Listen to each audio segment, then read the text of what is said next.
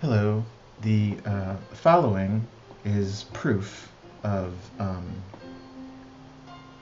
the old adage, flattery will get you everywhere. Especially when you couple that with compliments from an old friend. Um, in the background is an album called Prince and a Microphone. It was recorded in 1983. On this album, there is a 1 minute, 27-second version of Purple Rain, which is playing, um, that I think is one of the best recordings of that particular song that's out there. It isn't that I dislike the extremely popular one, but there's just something irrepressibly intimate about this rendition. Because you know it's before everyone knew it. And you can hear like a hope in his voice. Which is, for me, it just moves me in a deep way. That the other version, which is I'm here and I'm Prince and I'm taking over, totally, there's a confidence there that is not in this song. There's something incredibly tender about it. Much like this poem from Paterson. Paterson was written by William Carlos Williams. I'm sure you already know that. This particular version, the most recent copyright date is 1948. I think I bought this book in Boston, but there's this cute little inscription to someone that I have no idea who they are because I bought this in a used bookstore, which I miss going to. That used to be like my sanity was walking around the city and going to bookstores and comic book stores and places where people unlike me would gather and just listen to the music. It's a wonderful way to learn. Listen to their conversations. This inscription is dated 1952, as I'm sure you saw with both of your eyes. Sorry. This part is from... Sorry. This part is from Book 2, and for me, it's one of the parts of this book that speak to me deeply.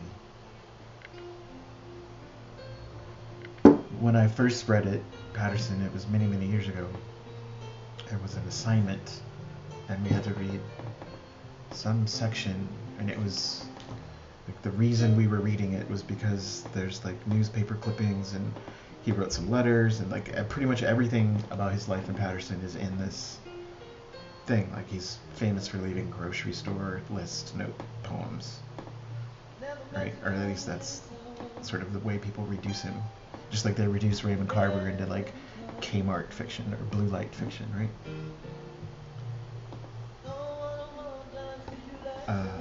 Anyway, this part moves me kind of like this song does, which is why I'm doing them both at the same time.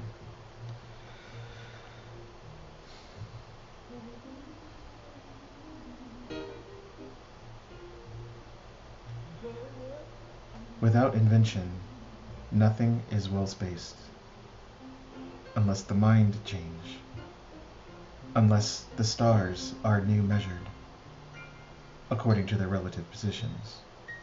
The line will not change. The necessity will not matriculate. Unless there is a new mind, there cannot be a new line.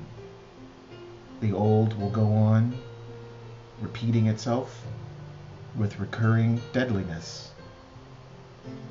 Without invention, nothing lies under the witch hazel bush. The alder does not grow from among the hummocks, margining the all but spent channel of the old swale. The small footprints of the mice under the overhanging tufts of the bunch grass will not appear.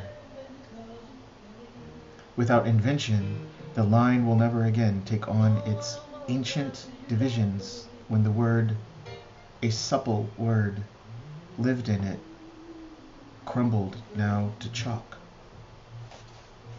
Under the bush they lie protected from the offending sun. 11 o'clock. They seem to talk.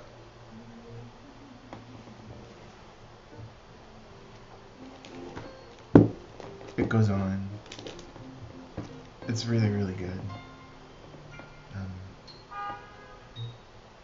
Sort of in my head, I've always pictured me reading this out loud one day. When I was younger, and my second daughter was born,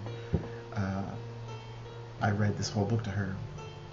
She used to fall asleep on my chest. She was a little itty bitty baby. Little itty bitty. She was so tiny. Anyway, there it is. I